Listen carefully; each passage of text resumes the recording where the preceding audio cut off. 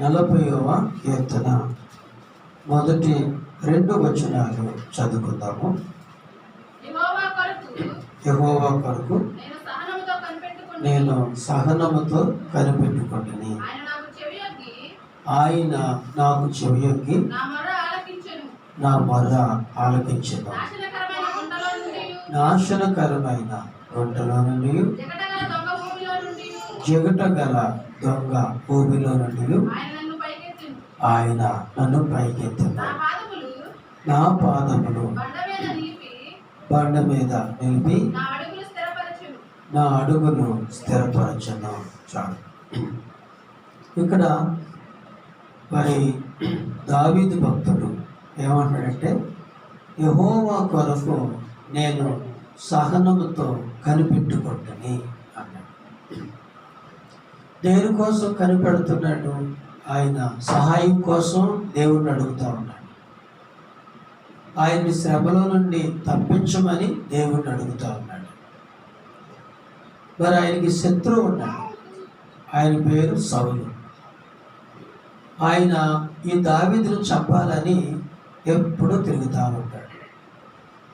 కానీ దేవునికి ప్రార్థన చేస్తున్నాడు, ఈ సౌలు చేతిలో నుండి నన్ను తప్పించు ప్రభువా, ఈ కష్టములో నుండి నన్ను తప్పించు ప్రభువా, ఈ శ్రమలో నుండి నన్ను విడిపించు ప్రభువా అని ప్రార్థన చేస్తూ ఉన్నాడు. అయితే కొన్నిసార్లు మన ప్రార్థనలకి ఆలస్యంగా సమాధానాలు వస్తూ ఉంటాయి. కొన్ని ప్రార్థనలకి వెంటనే సమాధానం వస్తుంది, మరి కొన్ని ప్రార్థనలకి ఆలస్యం అవుతూ ఉంటుంది. మరి మన ప్రార్థనకి ఆలస్యం అయినా సరే మనం ఏం చేయాలంటే సహనముతో కనిపెట్టుకోవాలి. ఏం చేయాలి? సహనముతో కనిపెట్టుకోవాలి. దేవుడు చేస్తాడు, తప్పనిసరిగా చేస్తాడు. దేవుడు స్వస్థపరుస్తాడు, రక్షణ ఇస్తాడు, నిత్య జీవం ఇస్తాడు, మేలు చేస్తాడు, బిడ్డలు ఇస్తాడు, ఉద్యోగం ఇస్తాడు, అన్నీ ఇస్తాడు. కొన్నిసార్లు మనం ఏం చేయాలంటే సహనంతో కనిపెట్టుకోవాలి. తొందరపడితే పనులు అవ్వవు. మనం తొందరపడితే దేవుడు తొందర పడడం. దేవుడికి సమయం ఉంటుంది, ఆయన సమయంలో తప్పనిసరిగా సహాయం చేస్తాడు. అందుకనే పేతురు రాసిన పత్రికలు అంటాడు, ఆయన బలిష్టమైన చేతి క్రింద దేన మనస్కులై ఇండునే, తగిన సమయమందు ఆయన మిమ్మును హెచ్చించును. అది సరే, తగిన సమయంలో దేవుడు తన కార్యాలు చేస్తాడు. మనం ఏం చేయాలంటే దేవుని కోసం సహనంతో కనిపెట్టాలి. మరి ఇక్కడ ఏమంటున్నాడు? నాశనకరమైన గుడ్డ, జగటు గల దొంగ భూమి. అది వాటిలో పడిపోయాడన్నమాట దావీదు. నాశనకరమైన గుడ్డలో పడిపోయాడు, అలాగే జగట కలిగిన దొంగ ఊపిలో పడిపోయాడు. వాటి నుండి విడిపించమని ప్రార్థన చేస్తా ఉన్నాడు. వాటి నుండి విడిపించు ప్రభువా. మరి ఆయన ఏమంటున్నాడు ఇక్కడ? ఆయన నన్ను పైకెత్తెను, నా పాదములు బండ మీద నిలిపి నా అడుగులు స్థిరపరచను. వారు సహనముతో కనిపెట్టుకోవటం ద్వారా దేవుడు తగిన సమయంలో ఆయన ప్రార్థన ఆలకించాడు. ఆ జగట గల దొంగ ఊబిలో నుండి విడిపించాడు. ఆ నాశనకరమైన గుంటలో నుండి దేవుడు తప్పించాడు.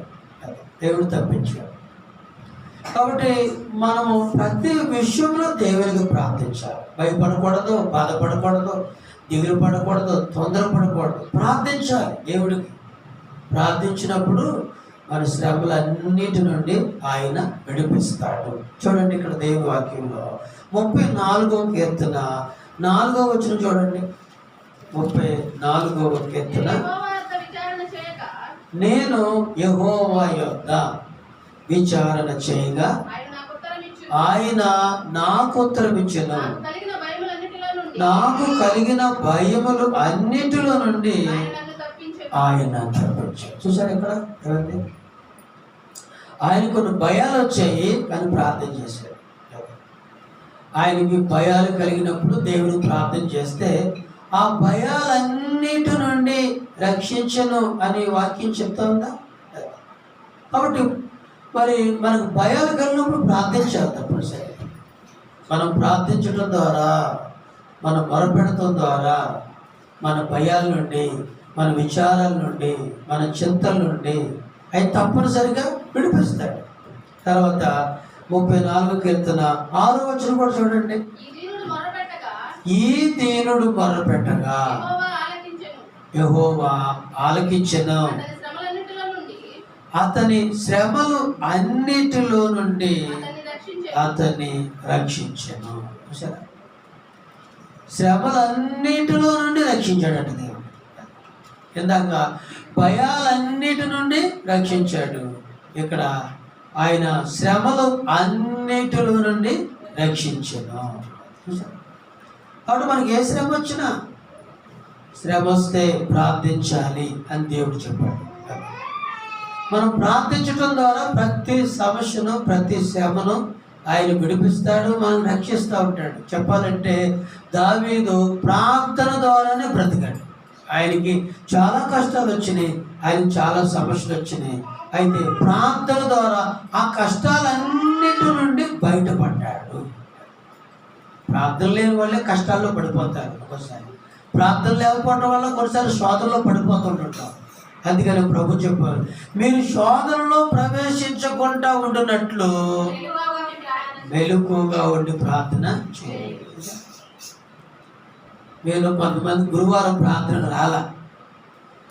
మరి గురువారం ప్రార్థనకు వచ్చినప్పుడు మనం అందరం కూడా ఈ బలారాధనలో చేయవేయటానికి వరుసగా ప్రార్థన చేసాం. మన పాపాలన్నీ ఒప్పుకున్నాం, పశ్చాత్తాపడ్డాం, క్షమాపణ కోరుకున్నాం, అన్నీ మనము అడుగాం, దేవుని దగ్గర తగ్గించుకున్నాం. మరి ఇలాగ తగ్గింపు లేకుండా, ప్రార్థన లేకుండా బలలో మనం చేయగలుగుతామా? గురువారం రాకపోతే అసలు ఈ ఒక్క నెల అయినా నువ్వు బలలో చేయలేకపోతే ఇంకంతే, ఆ నెలంతా నీకు ఎదురు దెబ్బలు తగులుతానే ఉంటాయి. అంతే. దేవుళ్ళో నువ్వు పాలు పంపులు పొందకపోతే ఆ నెలంతా సమస్యలు, గొడవలు, అది విచారాలు, లేకపోతే దిగుళ్ళు, లేకపోతే శోధనలు, ఇంట్లో సమస్యలు, కుటుంబంలో సమస్యలు, అసలు బలలో చేయవేయని వాళ్ళు కూడా పరిస్థితి అలాగే ఉంటున్నాం. కాబట్టి రక్షణ పొందిన వాళ్ళు గురువారం, ఆదివారం ప్రార్థనకి రావాలి. గురువారం, ఆదివారం ప్రార్థన రాకపోతే నువ్వు ఎలా రక్షణ పొందినట్టు? నువ్వు రక్షణ పొందినట్ట, రక్షణ పోగొట్టుకుంటున్నావా? హల్లెలూయా. పోగొట్టుకుంటావా? మనం రక్షణ పోగొట్టుకోకూడదు. తర్వాత ఇక్కడ 40వ కీర్తనలో 5వ వచనం చూడండి. 40వ కీర్తన 5వ వచనంలో, యెహోవా నా దేవా, నీవు మా ఎడల జరిగించిన ఆశ్చర్య క్రియలను, మా ఎడల నీకున్న తలంపులు బహు విస్తారములు, వాటిని వివరించి చెప్పేదని అనుకుంటున్న అవి లెక్కకు మించి ఉన్నవి. చూడండి, మనం దేవుని దగ్గరకు వచ్చి దేవుని బిడ్డలుగా మారిపోతే, దేవుని బిడ్డలుగా మారిపోయిన వారి పట్ల దేవుడు లెక్కలేనని తలంపులు కలిగి ఉన్నాడు, లెక్కలేనని ఆలోచనలు కలిగి ఉన్నాడు. అది గుర్తుపెట్టుకోండి. దేవుని దగ్గరకు వచ్చిన ప్రతి వ్యక్తి పట్ల దేవుడు గొప్ప గొప్ప ఉద్దేశాలు కలిగి ఉన్నాడు. అబ్రహాము దేవుని దగ్గరకు వచ్చాడు, అతన్ని ఏం చేశాడు? జనములకు తండ్రిగా చేశాడు. అబ్రహాము దేవుణ్ణి నమ్మాడు, అతన్ని ఏం చేశాడు? విశ్వాసములకు తండ్రిగా చేశాడు. దేవుని దగ్గరకు యాకోబు వచ్చాడు, యాకోబుని ఏం చేశాడు? ఇజ్రాయేలుగా దేవుడు ఆశీర్వదించాడు. దేవుని దగ్గరికి యోసేపు వచ్చాడు, యోసేపుని ఏం చేశాడు? ఐగుప్తులో గొప్ప అధికారిగా దేవుడు చేశాడు. మేకలు కాసుకుంటున్నటువంటి మోషే అక్కడ మండుతున్న పొద దగ్గరికి వచ్చాడు, అంటే దేవుని దగ్గరికి వచ్చాడు. మరి ఆ మేకలు, గొర్రెలు కాస్తున్నటువంటి మోషేని ఏం చేశాడంటే గొప్ప జనాంగానికి నాయకుడిగా చేశాడు. హల్లెలూయా, హల్లెలూయా. లెక్కలేనన్ని తలంపులు. ఒక దీనురాలు దగ్గరికి వెళ్ళింది దేవదూత, అంటుంది, దయాప్రాప్తురాలా నీకు శుభం. నిన్ను అన్ని తరాల వారు ధన్యురాలు అందరు, ధన్యులు అందరు అని దేవుడు దీవించాడు. ఎవరు కలిగి ఉంటారు మంచి మంచి తలంపులు, మంచి ఉద్దేశాలు ఎవరు కలిగి ఉంటారు మన పట్ల? దేవుడే కలిగి ఉంటాడు. లెక్కలేనని ఆలోచనలు కలిగి ఉన్నాడు, తలంపులు కలిగి ఉన్నాడు. మనకు పరలోకం ఇవ్వాలని దేవుని ఆశ, మనకు రక్షణ ఇవ్వాలని దేవుని ఆశ, మన అపాయం నుంచి తప్పించాలని దేవుని ఆశ. నిత్యము పరలోకములో శాశ్వత కాలం ఆయనతోనే ఉండాలని దేవుని యొక్క ఆశ. వీడు ఎప్పుడు పోతాడా అని చూసేవాళ్ళు ఉంటారు లోకంలో చాలామంది. కానీ దేవుడు ఏమనుకుంటాడంటే శాశ్వత కాలం వరకు ఉండాలి. అది దేవుని యొక్క ఉద్దేశాలు. దేవుల్లో ఉంటే ఇలాంటి మంచి మంచి ఆలోచనలు కలిగి ఉంటాడు. అవన్నీ కూడా దేవుని ఉద్దేశాలన్నీ కూడా మీ పట్ల నెరవేరుస్తూ ఉంటాడు. చూడండి, యోబు గ్రంథము 9వ అధ్యాయం 10వ వచనంలో ఇంకా దేవుడు ఎలాంటి ఆలోచనలు కలిగి ఉన్నాడు చూడండి. యోబు గ్రంథము 9వ అధ్యాయం 10వ వచనంలో, అమ్మా, ఎవడు తెలుసుకొనలేని మహత్కార్యములను లెక్కలేనన్ని అద్భుత క్రియలను ఆయన చేయించున్నాడు. అది చూసారా? అంటే దేవుల్లో నీవు ఉన్నప్పుడు నీ పట్ల లెక్కలేనన్ని అద్భుత క్రియలు ఆయన చేస్తూ ఉంటాడు. నువ్వు దేవుల్లో సాగుతూ ఉండాలి, నువ్వు దేవుల్లో ఉండాలి, నువ్వు దేవుల్లో జీవిస్తూ ఉండాలి. అనేకమైన అద్భుతాలు ఇజ్రాయిల్ పట్ల ఎన్ని అద్భుతాలు! ఐగుప్తు దేశంలో అద్భుతాలు చేశాడు, విడిపించాడు. ఎర్ర సముద్రం దగ్గరికి వస్తే ఎర్ర సముద్రం పాయలుగా చేశాడు. ఇంకా ఎంతో మంది శత్రువుల మీద గొప్ప గొప్ప జయాలు కలగజేశాడు. యోబు గ్రంథం ఇంకా 5వ అధ్యాయం 9వ వచనంలో కూడా దేవుడు ఇలాంటి మాట చెప్తా ఉన్నాడు. చూడండి, ఆయన పరిశోధింపజాలని మహత్కార్యములను చూడండి, లెక్కలేనన్ని అద్భుత క్రియలను చేయువాడు. ఎంత గొప్ప విషయం అండి ఇది! దేవుల్లో ఉండటం వల్ల లెక్కలేనన్ని అద్భుత క్రియలు చేయవాడైనా నీకు లెక్క కూడా కట్టదు. మరి అబ్రాహాముతో అన్నాడు, ఏమని చెప్పాడు సార్? లెక్కలేనంత సంతానాన్ని దేవుడికి ఇస్తానని చెప్పాడు. చూడండి, లెక్కలేనంత. నువ్వు లెక్క కట్టువాలా? అబ్రహామా, ఇదిగో బయటకు వచ్చి నక్షత్రాలు లెక్కెట్టు. నువ్వు లెక్క కట్టుకెళ్తే లెక్కట్టుకెళ్తూ అంత విస్తారమైన సంతానాన్ని ఇస్తానని దేవుడు చెప్పాడు. దేవుల్లో మనం సరిగా లేకపోవటం వల్లే ఒక గురువారం వస్తే ఇంకొక గురువారం రాము, ఒక ఆదివారం వస్తే ఇంకొక ఆదివారం రాము. పని ఉంటే వస్తాం, పని లేకపోతే రాము. ఇష్టం ఉంటే బలలో చేస్తాం, ఇష్టం అయితే బలలో చేయమేయం. ఏదో ఒక చెప్తాం, ఏదో సాగు చెప్తాం. ఇలాంటి జీవితం జీవించడం వల్లనే దేవుడు గొప్ప కార్యాలు మన పట్ల చేయలేకపోతున్నాడు ఆయన. చూడండి, ఇక్కడ ఇర్మీయా గ్రంథము 2వ అధ్యాయము 32వ వచనములో దేవుడు చూడండి ఏమంటాడు. చూడండి, ఇర్మీయా గ్రంథము 2వ అధ్యాయము 32వ వచనం. అమ్మా, కన్యక తన ఆభరణములను మరచున, పెండ్ల కుమారి తమ వడ్డానమును మరచున,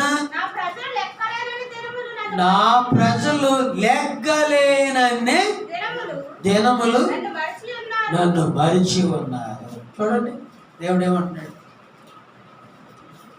కన్యక ఆభరణాలు పెట్టుకుంటుంది కదా, మర్చిపోద్దా? మెల్లో చైన్ వేసుకుంటుంది, బాత్రూమ్కి వెళ్ళింది, మొహం కడుక్కుంటుంది, చైన్ మర్చిపోద్దా? మర్చిపోదు. మీ కాళ్ళకు చుట్లు ఉన్నాయి, ఎప్పుడైనా మర్చిపోతున్నారా? మర్చిపోరు. మెడలో మంగళసూత్రం ఉంటుంది, మర్చిపోతారా? మర్చిపోరు. ఏమీ మర్చిపోరు. కానీ గురువారంలో మర్చిపోతాం, ఆదివారంలో మర్చిపోతాం. ఎంత విచారం అంటే ఇది! బైబిల్ చదవటం మర్చిపోతాం. అసలు ప్రజలకు ఎలా ఉందంటే, హైగారు ఈరోజు ఆదివారమా అంటే మర్చిపోయారు. ఆదివారం అనే సంగతి కూడా మర్చిపోయారు. ఈరోజు మొదటి ఆదివారమా, బలారాధన మర్చిపోయారు. ఏది మర్చిపోవట్లేదు? కన్యక వడ్డాలను మర్చిపోవటం లేదు, కానీ దేవుని పిల్లలు మాత్రం లెక్కలేనన్ని సార్లు దేవుని ఏం చేశారంట? మర్చిపోయారు. లెక్కలేనన్ని సార్లు బల్లో చేయవేయటం మానేస్తారు కొంతమంది, బైబిల్ చదవటం మానేస్తారు కొంతమంది. మరి దేవుణ్ణి మనం మర్చిపోతే అవన్నీ ఏమవుతాయి అంటే దోషాలుగా మారిపోతాయి. దోషాలుగా మారిపోయి ఇక చూడండి 41 కీర్తన 12వ వచనంలో ఏమని చెప్పినాడు చూడండి. 41 కీర్తన 12వ వచనంలో, లెక్కలేని అపాయములు నన్ను చుట్టుకొని ఉన్నవి. చూడండి, లెక్కలేని సార్లు దేవుని మర్చిపోయినప్పుడు లెక్కలేనని అపాయములు చుట్టుకుంటాయి మనుషులు. సరే, చాలా మందికి జవాబు అర్థం కాదు. ఏంటి? నాకు అన్ని కష్టాలు వస్తున్నాయి, నాకు అన్ని బాధలు వస్తున్నాయి, నాకు అన్ని నొప్పులు వస్తున్నాయి, అన్ని ఇబ్బందులు వస్తున్నాయి. ఏంటి కారణం అంటే లెక్కలేని సార్లు దేవుని మర్చిపోతున్నావు కాబట్టి లెక్కలేని అపాయములు కలుగుతా ఉన్నాయి. అసలు నువ్వు దేవుని మర్చిపోకుండా ఉంటే ఎంత బాగుంటుంది? నువ్వు దేవుని ప్రేమిస్తే ఎంత బాగుంటుంది? దేవుని అనుసరిస్తే ఎంత బాగుంటుంది? దేవుని సేవిస్తే ఎంత బాగుంటుంది? దేవుడు గుర్తుపెట్టుకో, దేవుడిని హృదయంలో పెట్టుకో, దేవుడిని ముందు పెట్టుకో, నువ్వు దేవునితో నడువు, దేవుడిని ప్రేమించు. అప్పుడు ఆయన గొప్ప గొప్ప తలంపులు నీ పట్ల కలిగి ఉంటాడు. గాడిదలు కాసుకున్నటువంటి సౌలుని రాజుగా చేశాడు, పశువులు కాసుకున్నటువంటి ఆమోసుని ప్రవక్తగా చేశాడు. ఎన్ని గొప్ప కార్యాలండి! అహరోను కుటుంబాన్ని యాజకత్వం చేయటానికి ఆ కుటుంబాన్ని దేవుడు ఏర్పాటు చేసుకున్నాడు. వాళ్ళ పిల్లలు వాళ్ళే యాజకత్వం చేయాలని ఏర్పాటు చేసుకున్నాడు. దావీదును రాజుగా చేసుకున్నాడు. దావీదు కూడా గొర్రెలు కాసేటువంటి వ్యక్తే. సామాన్యమైన వ్యక్తులు వీళ్ళంతా కూడా. పేతురు సామాన్య వ్యక్తి, చేపలు పట్టే వ్యక్తి పేతురు. ఆంధ్రేయ చేపలు పట్టేవాడు, యోహాను చేపలు పట్టేవాడు, యాకోబు చేపలు పట్టేవాడు. వాళ్ళు పిలిచాడు, వాళ్ళు లోపడ్డారు, దేవుని దగ్గరికి వచ్చారు, వాళ్ళు గొప్ప శిష్యులుగా దేవుడు మార్చాడు. మనుషులు పాపాలు విడిచిపెట్టి రాలేకపోతున్నారు. పాపాలు ఏం చేస్తున్నాయంటే వాళ్ళు మరణం తెస్తారు. పాపము వలన వచ్చు జీతము మరణం అండి. జీతం పని చేస్తే జీతం వచ్చింది, పని చేస్తే కూలి వచ్చింది. పాపం చేస్తే జీతం వచ్చింది. 50,000, 40,000, 60,000, 70,000, 1,00,000, 2,00,000 జీతం, మరణం వచ్చింది. ఎంతో మంది పాపాల్లో చనిపోతున్నారు. తెలుసా? పాపాల్లో చనిపోతున్నారు. ఎంతో మంది బైక్ యాక్సిడెంట్లో విపరీతంగా బైక్ తోలేసి ప్రాణాలు పోగొట్టుకుంటున్నారు. ఎంతోమంది పురుగుల మందు తాగి, లేకపోతే గురుగులు తాగి, లేకపోతే అడుపు మొక్కల మందులు తాగి ప్రాణాలు పోగొట్టుకుంటా ఉన్నారు. ఎంతోమంది ఉరి పెట్టుకుని చనిపోతూ ఉంటున్నారు. ఎంతోమంది నదుల్లో దూరేచిపోతున్నారు. ఎందుకంటే పాపం ఏం చేస్తాడ? తరుమును అంట. పాపం ఏం చేస్తాడ? పట్టుకొను అంట. పాపం ఏం చేస్తాడ? మరణింప చేయను. పాపాన్ని తప్పించేవాడు ప్రభు అయిన యేసుక్రీస్తు. విడిపించేవాడు ఆయనే, పాపం నుండి రక్షించేవాడు ఆయనే. అందుకే మన దేవుని బిడ్డలుగా మనకి పాపం అంటే ద్వేషం ఉండాలి. ఏమంటే ఇష్టం ఉండాలి మనకి? చూడండి, దేవుని వాక్యంలో 40వ కీర్తన 8వ వచనం చదవండి. 40వ కీర్తన 8వ చరణం. నా దేవా, నీ చిత్తము నెరవేర్చుట నాకు సంతోషము, నీ ధర్మశాస్త్రము నా ఆంతర్యములో ఉన్నది.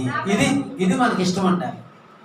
దేవుని పిల్లరా వినండి, దేవుని పిల్లలారా గుర్తుపెట్టుకోండి. నీకు ఏమి ఇష్టం ఉండాలంటే దేవుని ధర్మశాస్త్రం అంటే నీకు ఇష్టం ఉండాలి, పాటలంటే నీకు ఇష్టం ఉండాలి, దైవ సన్నిధి అంటే ఇష్టం ఉండాలి, ఉపవాస ప్రార్థన అంటే నీకు ఇష్టం ఉండాలి, మీటింగ్స్ అంటే నీకు ఇష్టం ఉండాలి, వాక్యం అంటే నీకు ఇష్టం ఉండాలి, దేవుని పిల్లలంటే నీకు ఇష్టం ఉండాలి.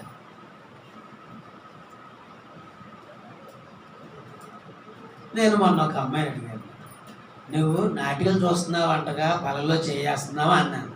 నాటికలు చూడలేదా అయ్యా అన్న. మరి ఏం చూస్తున్నావు? ప్రోగ్రామ్ చూస్తానయ్యా అంది. ప్రోగ్రామ్ ఏంటి, నాటిక ఏంటి అన్నాను. ప్రోగ్రామ్స్ ఏంటి, నాటికలు ఏంటి? ప్రోగ్రామ్స్ అంటే ఆ బతుకు చెక్క బండి అంట, లేకపోతే ఇంకేంటంటే కొన్ని చెప్పింది. అవైనా ఏం ఒకటి కదా, చెడు దుష్టత్వం. చెడు అంటే ఇష్టం కొంతమందికి, చెడు అంటే ఇష్టం, సెల్ఫోన్ అంటే ఇష్టం, చెత్త చెదరం అంటే ఇష్టం, మంచి తిళ్ళు కొంతమందికి ఇష్టపడదు, చెడ్డ తిళ్ళు అంటే బాగా ఇష్టం కదా. చూడండి, దేవుడు మనం తాగటానికి ఎన్ని ఏర్పాటు చేశాడు, మంచి మంచి కొబ్బరి బొండాలు ఏర్పాటు చేశాడు. ఎంత బాగుంటాయి నీళ్ళు, కొబ్బరి బొండాలు చాలా మంది చెప్పు. దేవుడు డ్రింక్స్ ఏర్పాటు చేశాడు. ఎన్ని డ్రింకులు వచ్చినాయి? థమ్సప్ డ్రింక్ వచ్చింది, మాజా డ్రింక్ వచ్చింది, కోకోకోలా డ్రింక్ వచ్చింది. ఎన్ని డ్రింకులు ఉన్నాయండి, ఎన్ని డ్రింకులు ఉన్నాయి మనుషులు తాగడానికి. ఈ డ్రింకులు చాలు అనుకుని, ఈ డ్రింకులు వద్దనుకుని, ఈ మేలు చేసే డ్రింకులు, ఆరోగ్యం వచ్చే డ్రింకులు వద్దనుకుని మనుషులు ఏ డ్రింకులు తాగుతున్నారు? మందు తాగుతున్నారు, సారా తాగుతున్నారు, కళ్ళు తాగుతున్నారు. ఎందుకు? ఆరోగ్యం వస్తాయా? నీకు చాలలేదా? ఇందు డ్రింకులు దేవుడిస్తే నీకు తాగటానికి చాలట్లేదా? చాలలేదు మనిషికి. ప్రాణం పోగొట్టుకున్న డ్రింకులు, ఆరోగ్యం పోగొట్టుకున్న డ్రింకులు. నీకేం ఆశ ఉండాలి? నీకేం ఆశ ఉండాలి? బంద్ అంటే నీకు ఆశ ఉండాలా? కొబ్బరికాయ నీళ్ళు అంటే ఆశ ఉండాలా? ఏం ఆశ ఉండాలి? కొబ్బరి నీళ్ళు అంటే నీకు ఇష్టం ఉండాలి. అది ఏదో మంచి డ్రింక్ అంటే నీకు ఇష్టం ఉండాలి, ఏదో మంచి థమ్సప్ అంటే నీకు ఇష్టం ఉండాలి. అంతేకాని మందు అంటే ఇష్టం ఏంటి? కాబట్టి ఇక్కడ భక్తుడు అంటాడు, నీ చిత్తం నెరవేర్చడం నాకు సంతోషమయ్యా. అది అందుకనే భక్తుడు అన్నాడు ఇక్కడ 42వ కీర్తన 1వ వచనంలో అంటాడు, దుప్పే నీటి వాగుల కొరకు ఆశపడినట్లు దేవా నీ కొరకు నా ప్రాణము ఆశపడుచున్నది. నా ప్రాణము దేవుని కొరకు తృష్ణగొనుచున్నది. జీవము గల దేవుని కొరకు తృష్ణగొనుచున్నది. దేవుని సన్నిధికి నేను ఎప్పుడు కనపడదనా? నీ సన్నిధి నేను ఎప్పుడు వచ్చేదనా? చూడండి ఎలాంటి ఇష్టం ఉందో కోరానికి. ఎప్పుడు గుడి తెరుతారా, ఎప్పుడు గురువారం వచ్చిందా, ఎప్పుడు ఆదివారం వచ్చిందా, ఎప్పుడు వాక్యం విందామా, ఎప్పుడు పాట పాడదామా, ఎప్పుడు ప్రార్థన చేద్దామా అన్న ఆశ నీకు ఉంటాయి. అప్పుడే గురువారం వచ్చేసిందా, నువ్వు వెళ్ళు ప్రార్థనకు. నీకేంటే నీకు తీరిక లేకుండా ఉన్నాను ఏమన్నా. వర్షం వస్తే గుడికి రాదు కొంతమంది, వర్షం వస్తే గుడికి వేసుకుంటారు. గుడికి మేము షటర్లు వేసుకుని వస్తున్నాము, మీరు గొడుగులు వేసుకుని రండి. హల్లెలూయా, హల్లెలూయా. వర్షం వస్తేనే గొడుగు రాకపోతే నువ్వు పరలోకం ఏమవుతావు అసలు? అంటే వర్షం వస్తేనే గొడుగు రాలేకపోతే ఇక పరలోకం ఏమవుతావు నువ్వు? వర్షం వస్తుంది కదా, అయినా రాళ్ళయ్యా నువ్వు వెళ్ళయ్యా అంటావు. అప్పుడు రాకడా అందరం తీసుకుని వెళ్ళిపోతాడు. ఇక వర్షం దగ్గరకు వచ్చింది పరలోకం అంటారా? అప్పుడు తలుపేయబడదు. దేవుని దగ్గర రావడానికి సాగు చెప్పకూడదు. వాన వచ్చింది, చుట్టం వచ్చాడు, బురద వచ్చింది, గాలి వచ్చింది, తుఫాను వచ్చింది, కడుపు నొప్పి వచ్చింది, కాలు నొప్పి వచ్చింది, లేకలేకపోతున్నాను, కూర్చోలేకపోతున్నాను అనుకునే సాకులు ఏమి చెప్పకూడదు.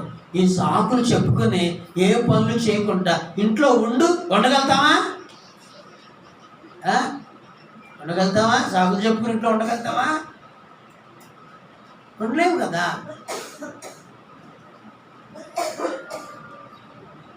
అందుకని నీకేం ఇష్టం ఉండాలి? దేవుడు అంటే నీకు ఇష్టం ఉండాలి. అది దేవుని మందిరం అంటే నీకు ఇష్టం ఉండాలి.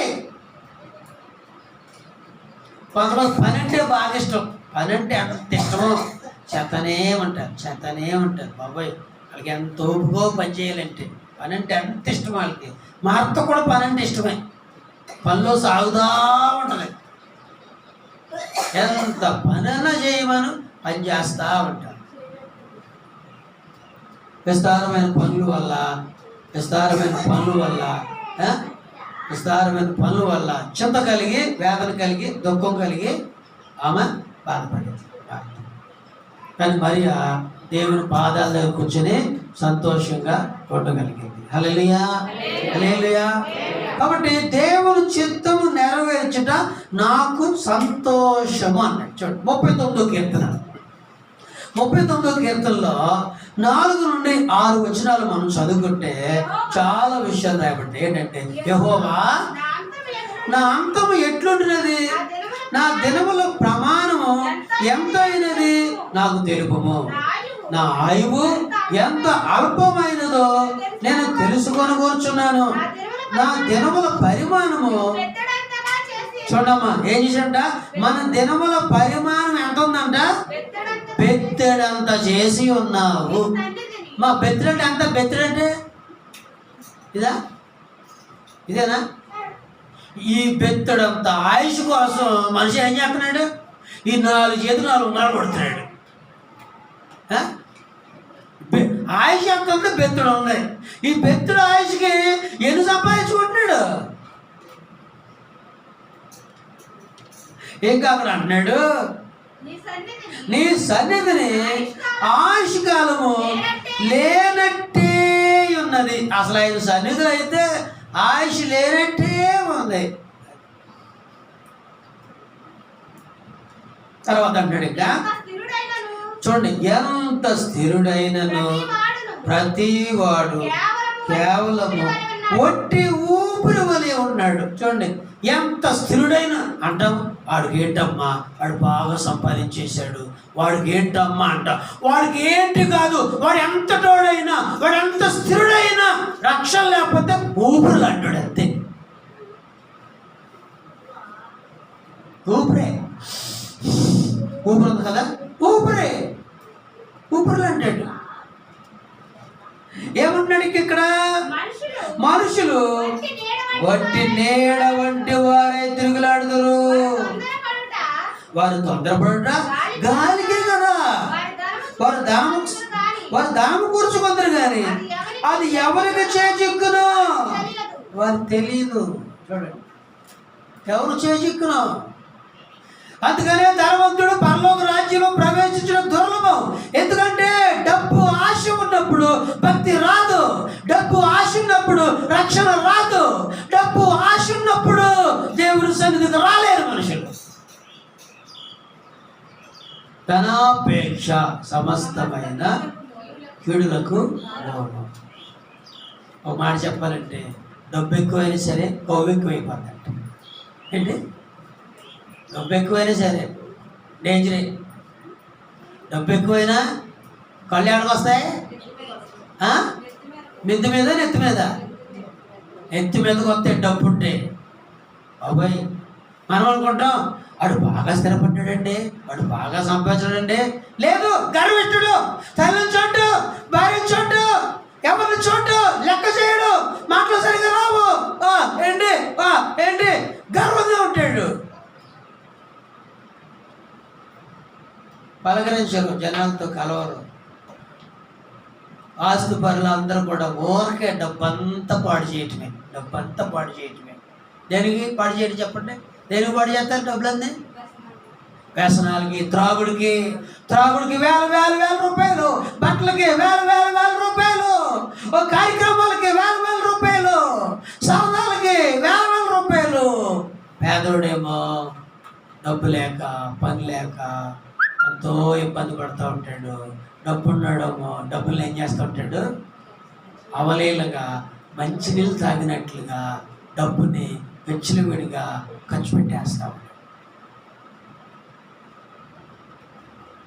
చూసారా? అందుకనే బైబిల్లో ధనవంతుడు రక్షణ పొందమంటే రక్షణ పొందలే, వ్యసనపడి వెనక్కి వెళ్ళిపోయాడు. ఎంత దారుణం అంటే ఈ లోపల డబ్బున్నోడుగా ఉండొచ్చు, రక్షణ లేక, గుడి లేక, పరలోకం లేకపోతే ఎంత డబ్బున్నవాడు నరకంలో కాలిపోతా ఉంటాడు. ఎంత బాధ అండి. హల్లెలూయా, హల్లెలూయా. కాబట్టి మన పిల్లలు డబ్బున్న వాళ్ళు అవ్వాలా, రక్షణ పొందిన వాళ్ళు అవ్వాలా? రక్షణ లేకపోతే ఎంత డబ్బున్నా సుఖం ఏంటండి? రక్షణ లేకపోతే ఎంత గొప్పడైతే సుఖం ఏంటండి? డబ్బున్న వాళ్ళు ఈ లోకంలోనే సుఖాలన్నీ అనుభవించేస్తాడు. మరి అల్పమైన జీవితం, బెక్కడంత జీవితం కోసం ఎంత ఆరాటపడతామే. మరి చనిపోయిన తర్వాత వీళ్ళకి ఏమైనా ఏసీ రూములు ఉంటాయా? ఉండవు. అక్కడ అగ్ని ఆరదు, పొరుగు చావదు అన్నాడు. కీర్తన చూడండి, 22వ కీర్తన 12వ వచనం చదువుకుందాం. 22వ కీర్తన 12వ కీర్తనలో వృషభములు అనేకములు నన్ను చుట్టుకొని ఉన్నవి. ఈ 12 నుండి 18 వరకు యేసుక్రీస్తు వారు సిలువలో ఎలాంటి శ్రమ అనుభవించాడో వ్రాయబడి ఉంది. ఈ 22వ కీర్తన 12 నుండి 18 వరకు యేసుక్రీస్తు వారు సిలువలో ఎలా శ్రమ అనిపించాడో వ్రాయబడి ఉంది. ఈ మాట గుర్తుపెట్టుకోండి మీరు. మనుషులు నేను శ్రమ పెడతారు, దేవుడైతే నీ కొరకు శ్రమ పడ్డాడు. ఇది ఆయన యొక్క ప్రేమ. మనుషులు ఏం చేస్తారు? ఈ అమ్మాయి మంచిది కాదనుకున్నాం దూరం కూర్చుంటాం, ఈ అమ్మాయి మంచిదంటే దగ్గర కూర్చుంటాం. కానీ దేవుడు ఏంటంటే ఆయన శ్రమ అనిపించాడు. అది నీ కొరకు నా కొరకు శ్రమ అనుభవించే వాళ్ళు ఎవరైనా ఉంటారా? శ్రమ పెట్టే వాళ్ళు ఉంటారు, మన శ్రమ అనుభవించే వాళ్ళు ఉంటారు. ఎలాంటి శ్రమ అనిపించాడు? వృషభములు అనేకములు నన్ను చుట్టుకొని ఉన్నవి. బాషాను దేశపు బలమైన వృషభములు నన్ను ఆవరించి ఉన్నవి. అంటే అర్థం ఏంటంటే, వృషభములు అంటే ఏంటంటే ఎత్తులు. అది ఒక 4-5 ఎత్తులు నిన్ను నీ దగ్గరకు వచ్చేసి నిన్ను కుమ్మేస్తా ఉన్నాయి అనుకోండి, ఏమైపోతా? తప్పించుకుంటావా? అది అడ్డు పొడిచి, ఇది ఇటు పొడిచి, ఇది అడ్డు పొడిచి చిత్రం చేసి చంపేస్తాయి కదా. ఇప్పుడు మనుషులు ఎలాగ చుట్టుకున్నారంటే వృషభములాగా చుట్టుకొని ఆయన్ని పొడి చేస్తా ఉన్నారు. ఆయన చిత్రవద అనిపిస్తున్నాడు. ఆయన ఇంకా అంటున్నాడు 11వ వచనంలో, చీల్చుచు. ఏం చేస్తారంటమ్మా? చీలుతున్నారు. ఏంటి చీల్చేది? ఆయన చర్మాన్ని చీల్చేస్తున్నారు. గర్జించుచుండు సింహం వలె వాళ్ళు నోరు తెరుతున్నారు. గర్జించు సింహం వలె, ఓ రక్షకుడు నేను నువ్వు రక్షించుకో, మమ్మల్ని రక్షించు. దేవుని కుమారుడు అన్నావు కదా, ఇప్పుడు సిలువలో నువ్వు దిగొస్తే మేము నమ్ముతామంటున్నారు. ఎలా మాట్లాడుతున్నారు వాళ్ళు? సింహాలు ఎలా గద్దిస్తాయో అలాగ సిలువ దగ్గర కూర్చుని గద్దిస్తామన్నారు వాళ్ళు. సింహపు గాండ్రులకు సింహం గాండ్రిస్తే మొత్తం అడుగంతా దగ్గరపోతే, అలాగ ఆయన చుట్టూ సింహాల్లాగా గాండ్రిస్తుంటే ఆయన సిలువను బ్రాలాడుతున్నాడు. ఇంకా అంటున్నాడు ఆయన, నేను నేల వలె పారబోయబడి ఉన్నాను, నా ఎముకలన్నీ స్థానము తప్పి ఉన్నవి, నా హృదయము నా అంతరంగమందు మైలు వలె కరిగిపోతుంది. హృదయం ఎలా ఏమవుతుందంటే, హృదయం కరిగిపోతా ఉంది. ఎలా కరిగిపోతుందంట? కొవ్వొత్తు ఎలా కరిగిపోతుందో అలాగ హృదయం కరిగిపోతా ఉంది. యేసయ్యది బాధలు పెడుతుంటే, కష్టాలు పెడుతుంటే, మాట్లాడుతుంటే చూసారా, మనకు ఒక మాట అంటే చాలు మొగాన్ని ఏం చేసుకుంటాం? తాటికి ఎలా చేసుకుంటాం. తాటికి ఎలా చేసుకుని 5 రోజుల దాకా మాట్లాడు. నన్ను ఆ మాట అంది, నన్ను ఆ మాట అంది. చూడండి. కానీ యేసయ్య ఎలా ఉన్నాడు? ఆయన హృదయం కరిగిపోతా ఉంది. బా, ఆయన బాధ పెడుతుంటే, ఆయన దుఃఖ పెడుతుంటే మాట్లాడంటే ఒక్కో మాట హృదయానికి తగిలి హృదయం ఏమైపోతుందంటమ్మా? హార్ట్ టచ్ వీడియోస్ అని పెడతారు. అంటే అర్థం ఏంటి? హార్ట్ టచ్ వీడియోస్ అంటారు. అంటే హృదయాన్ని కదిలించేసే వీడియోలు. కానీ సిలువలో యేసయ్య హృదయం కరిగిపోతూ ఉంటుంది. ఒక్కొక్కడు ఒక మాట అంటే కరిగిపోతూ ఉంటుంది. నోరు తెరవలేకపోయాడు ఆయన. ఒక మాట అంటే చాలు. ఇక్కడ మనం ఏం చేద్దాం? ఒక మాట అనకూడదు. ఒక దైవజనుడిగా, ఒక విశ్వాసంగా ఒక మాట అనకూడదు. ఒక భర్తగా భార్యగా ఒక మాట అనకూడదు. ఒక తల్లిదండ్రులు పిల్లల్లో ఒక మాట అనకూడదు. ఇప్పుడు మాటలు పడే రోజులు కాదు, మాటలు చెప్పే రోజులు వచ్చినాయి. పళ్ళు కొట్టారు పడుతుంది. ఎవరు పళ్ళు?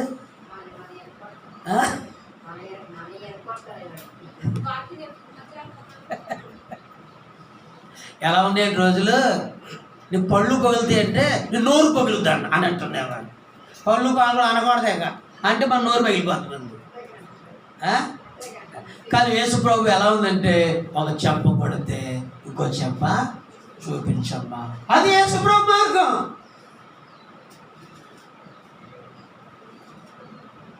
మరి మనం మారాలండి. యేసయ్యలాగా మారాలండి. మనం యేసయ్యలాగా జీవించాలండి. యేసయ్యలాగా మనం మారితే, యేసయ్యలాగా మనం జీవిస్తే మనకు చాలా గొప్ప దీవెన అంటాడు. ఇంకా 15వ వచనంలో, నా బలము ఎండిపోయి చిల్ల పెంకు వలె ఆయను, నా నాలుక నా దవడను అంటుకొని ఉన్నది. చూసారా? నాలుగు కూడా ఏం చేస్తుంది? అంటుకుపోయింది. దేనికోసం? దాహం వేస్తుంది. దప్పిగా నుంచున్నాను, దాహం వేస్తుంది, నీళ్ళు ఇవ్వండి అంటే దవడకు అంటుకుపోయింది నాలుక. నీళ్ళు ఇచ్చారా? నీళ్ళు ఇవ్వలేదు. ఎంత బాధ కదా! దాహం వేసినప్పుడు నీళ్ళు లేకపోతే చాలా బాధ వేస్తూ ఉంటుంది. ప్రభువు అలాంటి బాధ అనిపిస్తూ ఉన్నాడు. ఆయన దవడకు అడ్డుపోయింది నాలుక. నీవు నన్ను ప్రేతల భూమిలో పడవేసి ఉన్నావు. ఏంటంటే కుక్కలు నన్ను చుట్టుకొని ఉన్నవి. దుర్మార్గులు గుంపుకొని నన్ను ఆవరించున్నారు. వారి నా చేతులను నా పాదములను పొడిచి ఉన్నారు. నా ఎముకలన్నీ ఎముకలు బయటకు వచ్చినట్లు ఉన్నాయి. చేతులు పాదాలు ఏం చేశారంట? పొడిచారు. చేతుల్లో కాలంలో మేకులతో పొడిచారు, మేకులతో గుచ్చారు. శ్రమ. ఈ బలారాధన తీసుకోవడానికి కారణం ఈ సిలువ శ్రమ జ్ఞాపకం చేసుకోవటం. గుర్తుపెట్టుకోండి, రక్షించబడిన బిడ్డలందరూ కూడా ఇలాంటి శ్రమ అనుభవించిన యేసు క్రీస్తు రక్తము ద్వారా మనకి రక్షణ వచ్చి ఉన్నది. కాబట్టి ప్రతి నెల యేసుక్రీస్తు సిలువ ప్రేమని జ్ఞాపకం చేసుకుంటూ ఈ పనులు మనం చేయగలిగాం. రక్షణ పొందని వ్యక్తులు సిలువ దగ్గరికి రావాలి, యేసు రక్తం దగ్గరికి రావాలి. ఇంకా అన్నాడు ఇక్కడ, ఇంకా అన్నాడంటే చూడమ్మా 18వ వచనంలో, నా వస్త్రములు వారు పంచుకొనుచున్నారు, నా అంగీ కొరకు చేతులు వేయుచున్నారు. యెహోవా ఏలీ ఏలీ లామా సబక్తా, నా దేవా నన్నెందుకు విడిచావు, నాకెందుకు దూరం అయ్యావయ్యా అని బిగ్గరగా కేకేసి బాధను అనిపించాడు. మన చెయ్యి పట్టుకోవటానికి దేవుడు తన ప్రియకుమారుడు తన చెయ్యి విడిచిపెట్టాడు. స్తోత్రం చెప్పండి. హల్లెలూయా. రక్షణ పొందిన మనము మన చేతులను యేసయ్య పట్టుకున్నాడు.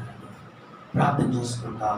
మోకరించి కళ్ళు మూసి ప్రభు సిలువను జ్ఞాపకం చేసుకుంటూ, ప్రభు సిలువను తలచుకుంటూ ఆయన చేతులను జ్ఞాపకం చేసుకుంటూ, ఆయన కాళ్ళను జ్ఞాపకం చేసుకుంటూ, ఆయన వీపును జ్ఞాపకం చేసుకుంటూ, ఆయన ముళ్ళ కిరీటాన్ని జ్ఞాపకం చేసుకుంటూ ప్రార్థన చేసుకోవాలి. ప్రభు బరిలో చెయ్యాలి. ఎంత ప్రేమ గల దేవుణ్ణి నువ్వెలా మర్చిపోతావు? ఎంత ప్రేమ గల దేవుడు, నీ కోసం శ్రమ అనుభవించిన దేవుణ్ణి నువ్వు మర్చిపోతావా? ప్రార్థన చేసుకుందాం. రక్షించబడిన బిడ్డలు ప్రార్థన చేసుకోండి.